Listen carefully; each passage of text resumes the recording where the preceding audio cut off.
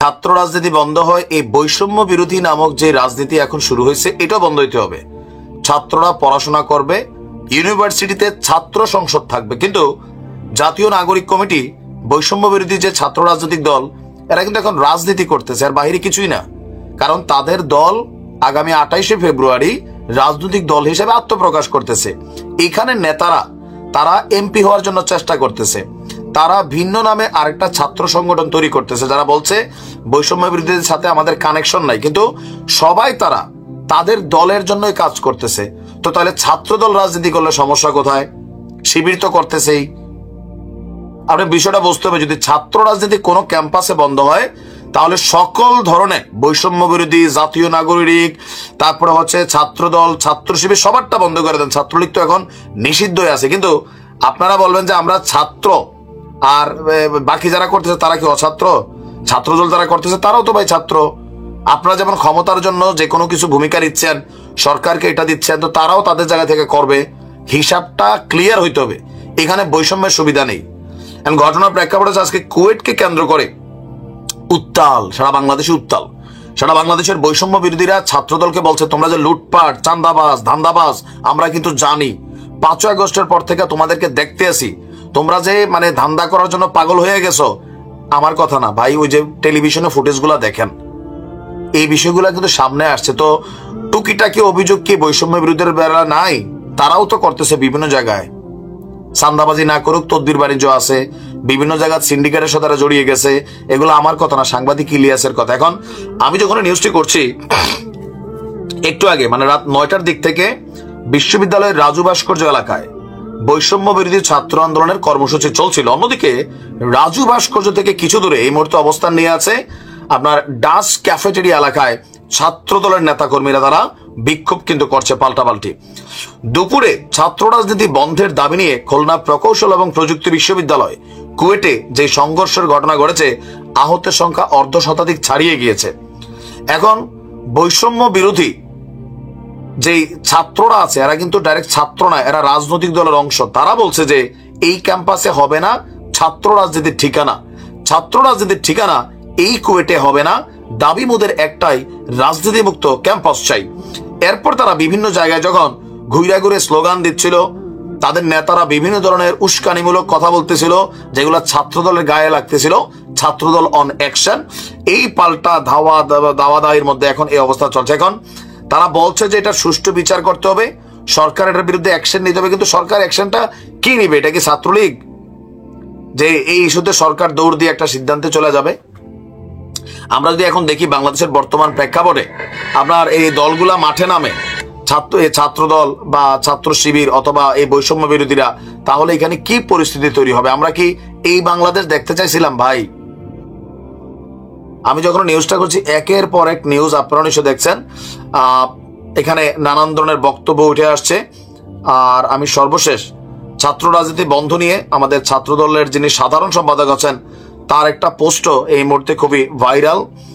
তিনি বলছিলেন যে ছাত্র রাজনীতি বন্ধ করতে চাও ফ্যাসিবাদী মনোভাবের বহিঃপ্রকাশ। তো এটা কারা করতে চাচ্ছে এখন? বৈষম্য বিরোধীরা। তারা বলছে যে ছাত্রদের রাজনীতি করার অধিকার কেড়ে নিতে চাওয়া অগণতান্ত্রিক, অসাংবিধানিক, আন্তর্জাতিক আইন অনুসারে এখানে তারা মৌলিক অধিকার রাজনীতি করার। আর তার বক্তব্য স্পষ্ট, তিনি লেখছেন ক্যাম্পাসে গণতান্ত্রিক পরিবেশে রাজনীতি করার সুযোগ দিলে যে কোনো ধরনের সংঘাত এড়ানো সম্ভব। কথিত সাধারণ শিক্ষার্থীদের নামে গোপন সংগঠন, নিষিদ্ধ ঘোষিত সংগঠনের আড়ালে বিরাজনীতিকরণের চেষ্টা, এই সকল কিছুই সবার ধারণা আছে এখানে কি হচ্ছে, ছাত্রদল ক্যাম্পাসে থাকবে। আমাদের স্পষ্ট বক্তব্য, যদি ক্যাম্পাসে কোনো রাজনীতি না থাকে, বৈষম্য বিরোধী রাজনীতিও ক্যাম্পাসে থাকার সুযোগ নেই। কজ তারা part of a political party, তারা রাজনৈতিক শক্তি এখন। সো তারা চাইবে ক্যাম্পাসটা তাদের দখলে রাখতে, যেমনটা ছাত্রলীগ চাইছে। এক একজনের চাওয়ার সিস্টেম। আন্দোলনকারীরা কারা? আগামী দিনের একটা রাজনৈতিক পক্ষ। কাদের বিরুদ্ধে আন্দোলন করছে? রানিং এর একটা রাজনৈতিক পক্ষের বিরুদ্ধে। আপাতত মানুষের মধ্যে এই মনোভাবটাই আসছে, যেহেতু বৈষম্য বিরোধীরা এখন একটা রাজনৈতিক টিম, বা আপনার আগামী 24 তারিখে তারা মাঠে নামতে যাচ্ছে। সো তাদের যে কোনো সাপোর্টার্স যে কোনো ইউনিভার্সিটিতে তারা এখন একটা রাজনৈতিক পক্ষ। আর লাগছে কার সাথে? আরেকটা রাজনৈতিক পক্ষ, ছাত্র দলের সাথে। ছাত্র দলের হাতে প্রচুর মাইর খায়া এখানে আমরা দেখলাম যে প্রায় অর্ধ শতাধিক শিক্ষার্থী কেউ হাসপাতালে, কেউ অ্যাম্বুলেন্সে, কেউ বেডে আছে। ঘটনার প্রেক্ষাপট কি? এখন ছাত্রদল দীর্ঘদিন যাবৎ ক্ষমতার বাহিরে থাকার কারণে তারা অনেক কিছু থেকে বঞ্চিত ছিল। আবার ছাত্রলীগের বিদায়ের পরে যেই সুযোগ সুবিধাটা তারা মনে করছে ক্যাম্পাসে পাবে, এইটা আবার নতুন যে রাজনৈতিক শক্তি বৈষম্য বিরোধী ছাত্ররা তারা এনজয় করতেছে, মোটামুটি একদম দেদারছে। সো তারাও তো এখন রাজনৈতিক দল ঘোষণা দিয়ে ফেলছো। ছাত্রদল ভাবতেছে তোমরা যদি এইভাবে এনজয় করো তো আমরাও এনজয় করবো। ভাই এই স্বাধীনতা তো আমরাও আনছি। এইটা নিয়ে আসলে মূল কথা ঝামেলা, ক্যাম্পাসে দখলদারিত্ব প্লাস নানান ইস্যুতে বৈষম্য বিরোধী রাজনৈতিক শক্তি, বিএনপির যে ছাত্র শক্তি, তাদের মধ্যে সংঘর্ষের ঘটনা ঘটেছে আপনার খুলনার প্রকৌশল এবং প্রযুক্তি বিশ্ববিদ্যালয়ে। ছাত্র রাজনীতি বন্ধের দাবিতে শিক্ষার্থীদের দুই পক্ষের মধ্যে দফায় দফায় সংঘর্ষের ঘটনা ঘটেছে। তো ছাত্র রাজনীতি কেন বন্ধ হবে এখন? এই যে ছাত্ররা কি রাজনীতি করছে না, বৈষম্য বিরোধীরা তারা তো রাজনীতি করছে, আর বেশি করছে। তো ছাত্রদল এখন রাজনীতি করবে, এটাই তো স্বাভাবিক। আপনি ছাত্র রাজনীতি বন্ধ বলবেন, আপনারা রাজনৈতিক শক্তি হিসাবে আবির্ভূত হবেন, তো ছাত্রদলের দোষটা কি? ছাত্র রাজনীতি যদি বন্ধ হয়, আপনারা যেগুলো করতেছেন এটাও তো করার সুযোগ নেই। কারণ রাইট নাও আপনারা বলতেছেন আমরা একটা আলাদা ফোর্স, আলাদা শক্তি। বাংলাদেশের মানুষ এগুলা এখন বোঝে যে আপনারা রাজনৈতিক শক্তি। এখন ছাত্র রাজনীতি বন্ধের দাবিটা করতেছে কারা? যারা নিজেরাই একটা রাজনৈতিক শক্তি। তো ছাত্রদলকে এটা বুঝতেছে না? বুঝতেছে। ছাত্রদলের একটা অভিযোগ আছে যে এমনি জাতীয় নাগরিক কমিটি আর বৈষম্য বিরোধী এরা কিন্তু সবাই মানে ABC টিম, তো তারা ছাত্রদলকে প্রতিপক্ষ মনে করে। এখন আমি যখন নিউজটি করছি তখন আপনার পরিস্থিতি নিয়ে হতে প্রায় 2 প্লাটুন বিজিবি মোতায়েন করা হয়েছে। দুপুর থেকে শুরু হয়েছিল এই সংঘর্ষ এবং ধাওয়া পাল্টা ধাওয়া, চলেছে বিকাল 6টা পর্যন্ত। অর্ধ শতাধিক শিক্ষার্থী আহত হয়েছেন। এরা কারা? এরা বৈষম্য বিরোধীর স্টুডেন্টস, সাপোর্টার শ্রেণী, এবং তারা অনেকে এখানে কানেক্টেড। আহত যারা আছেন তাদেরকে হাসপাতালে নিয়ে যাওয়া হয়েছে। বর্তমানে সেখানকার পরিস্থিতি থমথমে। সমন্বয়ক সার্জিস হাসান তারা সবাই বক্তব্য দেওয়া শুরু করছে, এটা পরিস্থিতি এরকম না, ওইটা ওইরকম না। তো তোমরা তো বাবা এখন রাজনৈতিক শক্তি, এটা তো হবেই। রাজনীতির খেলা দেখেন, রাজনীতিকরণে একটা মানুষকে যখন কেউ টর্চার করে, তারা মারায়, তখন মানুষ ভাবে এটা মজলুম।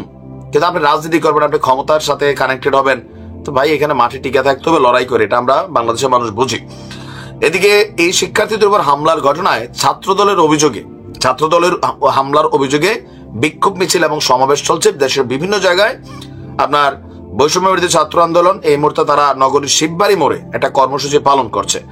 তো এটা নিয়ে আমরা দেখছি যে নানান গুণীজনরা নানান কথা বলছেন, কিন্তু আমি সোজা বাংলায় বুঝি, আমার কথাগুলো অনেকের কাছে ভালো লাগতে পারে, নাও লাগতে পারে। ছাত্র রাজনীতি যদি নিষিদ্ধ হয়, এই বৈষম্য বিরোধীরা এখন ছাত্র রাজনীতিতে আরো বড় একটা শক্তি হিসেবে কাজ করছে। বাকের মজুমদার ঘোষণা দিছে না যে আমরা ছাত্ররা বের হইয়া, যে ছাত্রদের কোনো দল নাই, আমরা একটা শক্তি হিসেবে। ভাই তোমরা কিসের শক্তি? শিবির আছে, ছাত্রদল আছে, ছাত্রলীগ আপাতত নাই বা তলে তলে আছে, আরো যে সংগঠন আছে। তোমরাও একটা রাজনৈতিক ফোর্স, এখন আরেকটা রাজনৈতিক ফোর্সের সাথে মোকাবেলা হবে। এখানে আমি আলাদার কোনো কিছু ক্যালকুলেশন খুঁজে পাই নাই। জোশে জোশে আমরা অন্য কথা বলার সুযোগ নেই, কারণ দল গঠিত হচ্ছে আগামী বৃহস্পতিবারে। আপনার দল সামনে চলে আসতেছে, তাদেরই টিম হচ্ছে নতুন যে ছাত্র শক্তি। বা যে যারা বলে ক্যাম্পাসে ছাত্র রাজনীতি চলবে না, চললে কেউরেরই চলবে না,